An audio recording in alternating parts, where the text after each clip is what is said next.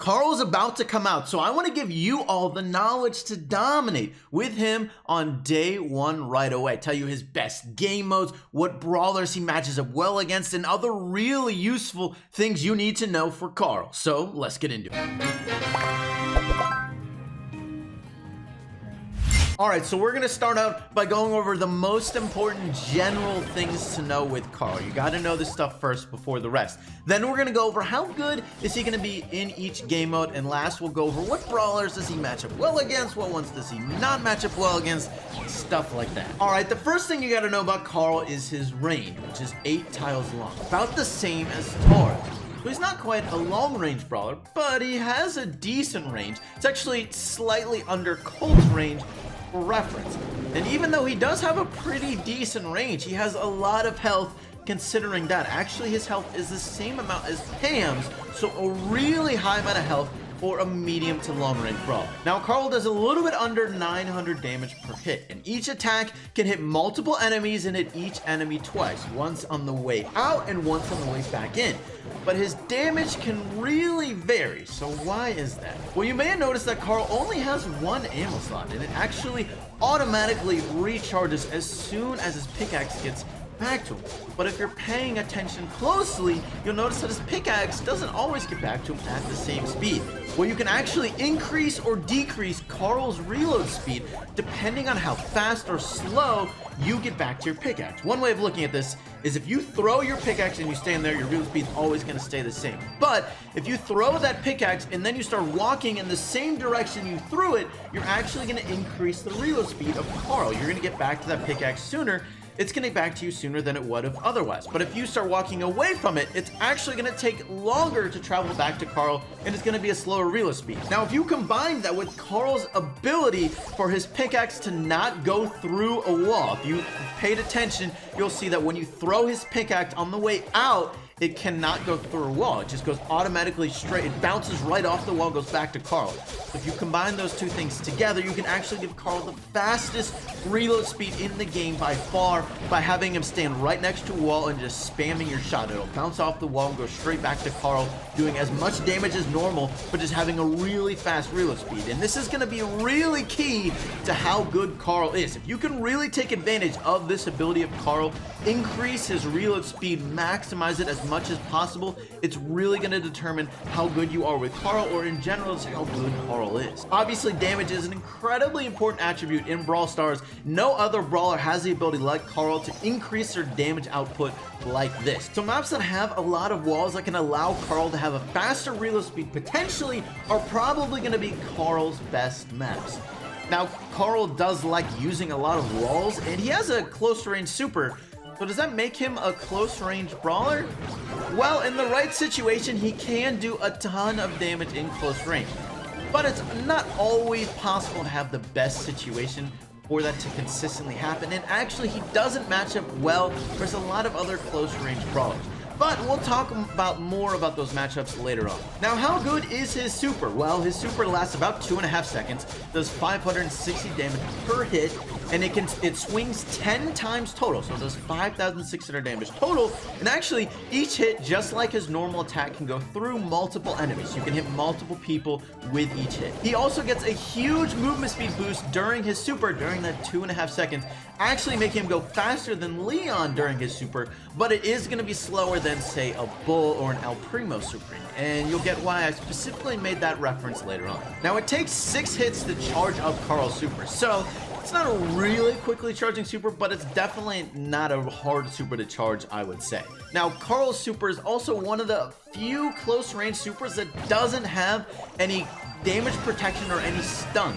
Majority of close range supers have some sort of stun in any way. Carl's super doesn't have any damage protection at all. So because of that, you can't be too obvious when using Carl's super, because otherwise you're just going to take way too much damage. I mean, it's a close range super. It's going to be really easy for enemies to hit you with auto aim or whatever. They can just spam their shots and they have a good chance of hitting you in really close range. So you can't be too obvious about using a super, because otherwise you're just going to take way too much damage. So when using a super, what I'm really going to recommend is you use it on an enemy who is either cornered in fairly close range and you know you're going to be able to catch up to them fairly easily, or you're sneaking up on them in the bush and you can just use that super and surprise them and do a ton of damage really quickly in close range.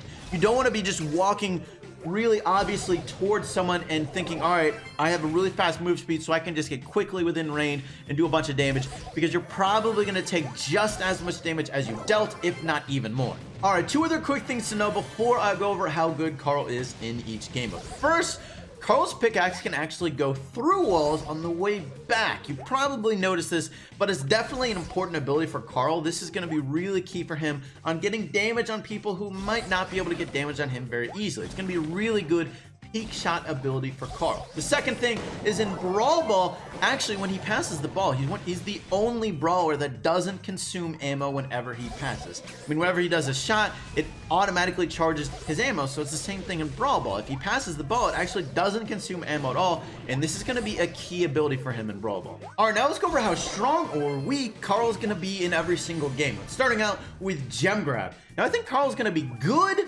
but not great in Gem Grab. He could be a gem carrier with his really high health and a potential escape super, you could say. You could run away with that, which is a good ability as a gem carrier, and he's got a long enough range to be useful. He's also got pretty good control.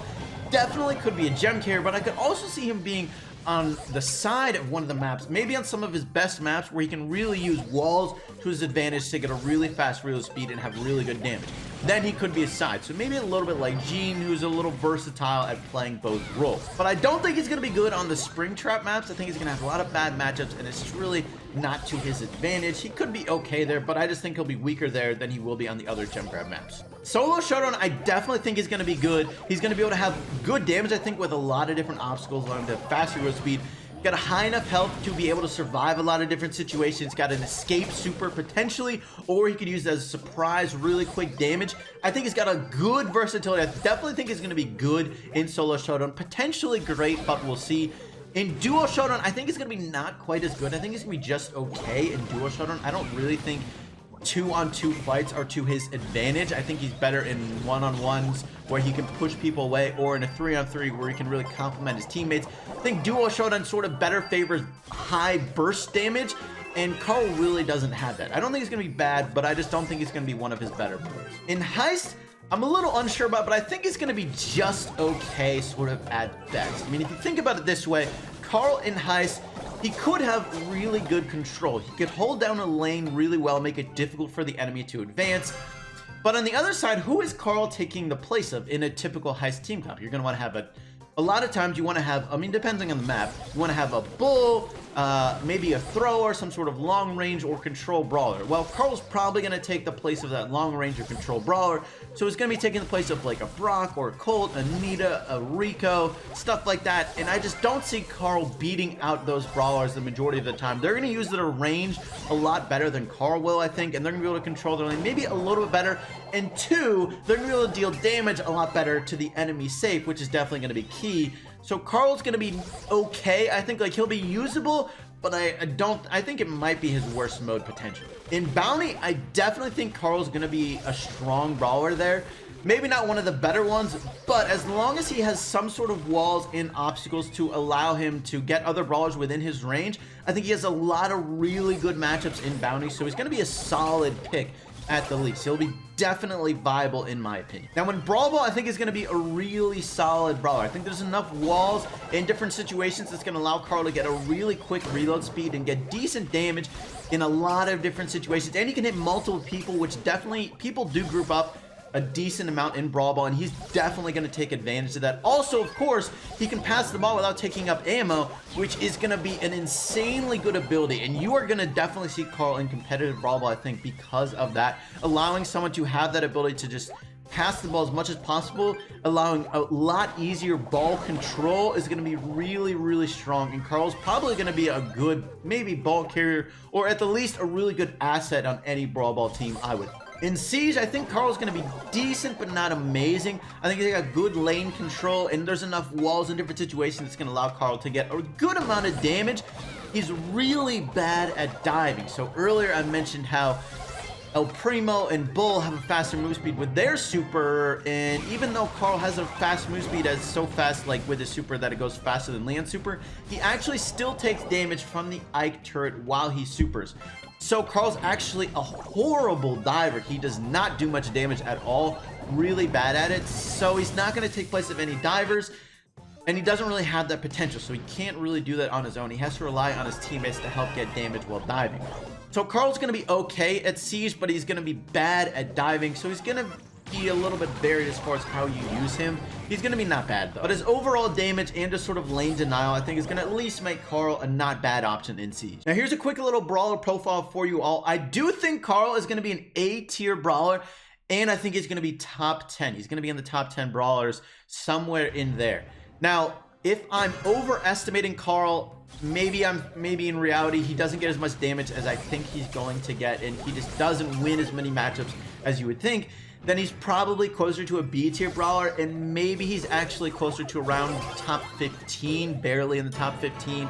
I think that's probably not a worst case scenario, but if I'm overestimating Carl. Now maybe I'm underestimating him too. He could match up really well versus a lot of different brawlers, maybe ends up getting an insane amount of damage potentially, in which case he could be top 5, but I would be a little bit surprised if he ends up being a top 5 brawler. I think he's probably going to be a brawler who's versatile and good in a lot of different modes, but not one of the best options in the majority of the modes. So he's probably more likely sort of like Rico, where you can use him in a lot of different places, but maybe there are other brawlers you could play instead of him that would be better options, but still a very viable brawler, I would say. One thing I would say with Carl is whenever you engage in a fight in Brawl Stars, one of the most important things to know is how much damage potential you can do in that fight. Like say you're Brock and you're getting in a close range fight. Like, all right, if I hit all 3 of my rockets, is that person gonna die?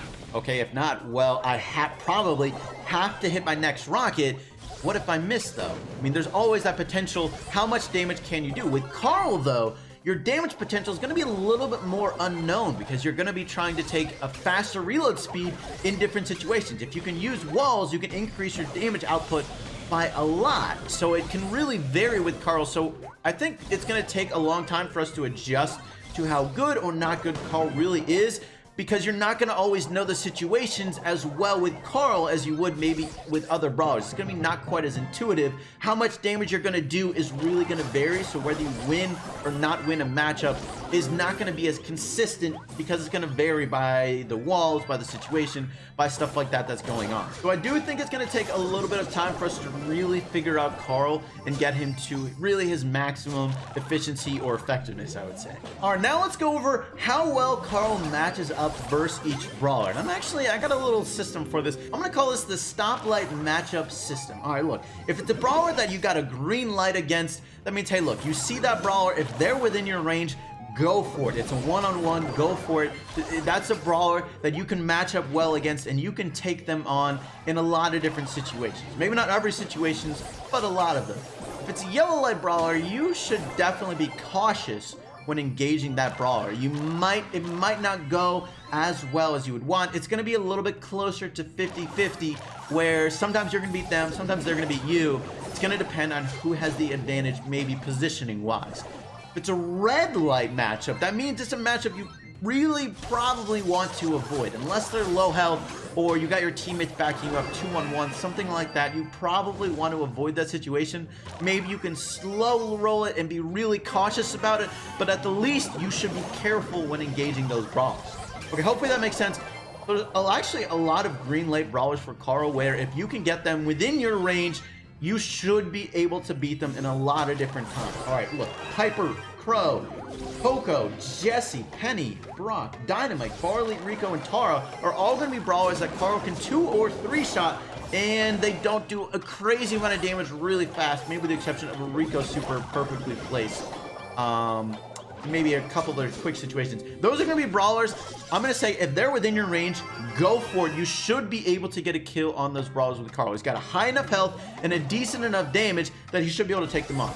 There's also a decent amount of yellow light matchups that you should be cautious about, and you can definitely beat them. It's going to depend a little bit on the situation and who has a better angle, who can get better damage on better shots, better accuracy on them. Look, Jean, Spike, Nita, Shelly, Colt, Bo, Mortis, and Liam. Mortis is sort of on there just because it's going to be hard to get a lot of hits on. He's not going to do a ton of damage to you, maybe, unless he really finesses you. A lot of these brawlers, though, they're sort of, you can beat them and they can beat you. Sort of depends on the situation, so you have to sort of take it as it comes and just try and slow roll it. Be a little bit cautious, and if you think you're the advantage, then go for it then. But there are some red light brawlers that I'm going to say do not engage these brawlers the majority of the time. And you're going to notice these are really high health brawlers, and a lot of these are also good in close range. Daryl, Frank, Bull, El Primo, and Pam. It's going to be really difficult for Carl to out damage those brawlers. Now you're going to see those tanks in there. Yeah, Carl has a long range, so he can keep on damaging them from a long range. If Carl can just keep those brawlers at a distance, with the exception of Pam and honestly Daryl, because Daryl can roll in on you, and even Frank, if he has his super, those are going to be brawlers. If he can keep his distance, fine, he can keep on damaging them, but he doesn't do enough damage for it to really be worth his time, because those guys have so much health. It's going to take him so many hits, and they're probably going to be able to use a wall and just heal up, and it's not going to be worth it for Carl to really engage in those fights. It's just not going to be worth his time. It's going to take too many hits, too much time, and you're probably not going to win that matchup. So I'm really going to say just probably avoid those brawlers if you can. And if you're wondering how many boxes it's going to take you to unlock Carl, well, he's a super rare brawler, and it's definitely going to vary per person depending on your luck. And I mean, you could get in the first box, you could just get extremely unlucky, and two, depending on how many brawlers you have unlocked. If you have everything unlocked, it should take you around 200 boxes for most people to unlock Carl. So if you don't have everything unlocked, I wouldn't expect to get Carl anytime soon unless you have a lot of boxes. If you have a lot of boxes saved up, then you definitely have a decent shot at getting Carl, and I hope that you've been saving up boxes in preparation for Carl, since we all knew he was coming out. I know I have, and I now have a box opening and a live gameplay video of Carl tomorrow as soon as he comes out, so look out for that. It's going to be it for today's video, though. Thank you so much for watching. I hope you enjoyed, and I'll catch you later.